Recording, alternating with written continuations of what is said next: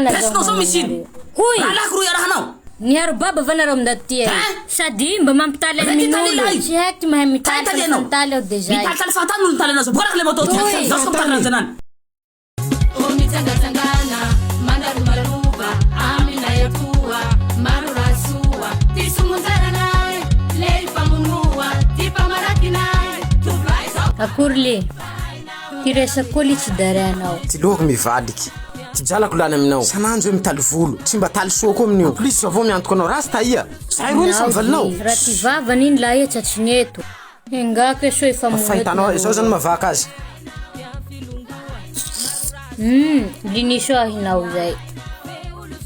ia lako mare fa tahoranao valinao toy arenako vavany lava iny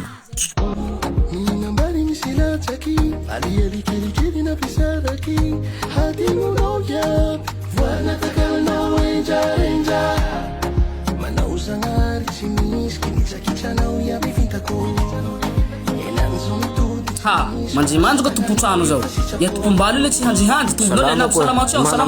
aya valiko na zay ndemba ia fa vitako matavy iny kay ty vetivestinao ty valinao mbo valy natipozeko na pitaliky aby iha zany pikarakara valiko fa zaho halika tsy mikarakara azy fa ity mare vonoko mbo ahita ahy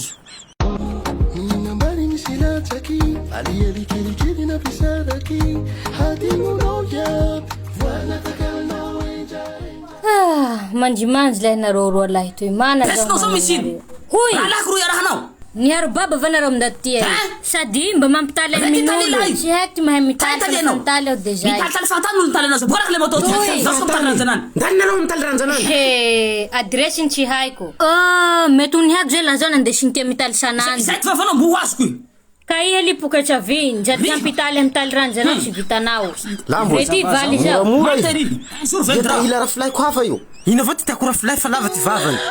hoansika etoliara tahy ranjana tahy taly volo taho ampela so tahy bokitopy mandehana mitaly ranjana fa tsy sarotsy hita le toerana lafa tsika amborogony amy 3 semaine eo anila ampilako misy jesosy mamonjo eo ampitany eo amy planche reo eo tsika mahita taly ranjana mbo ampiako ndraiky anila sembala misy sisy taly tsy ho vitan'izao zirilongo zao mitaly ndao zao manao zay ho sarotsy taly avy eo le mbo vita avao le zao ro vozako tsy raha fa olo aho re zao manao mare raha misy Eliasy nitariny reo hitatsika reo zany titoza amin'izao jiaby fa kople ka ho ahintsika zay taly tonga vama fa tsy laho tsy le toera hoa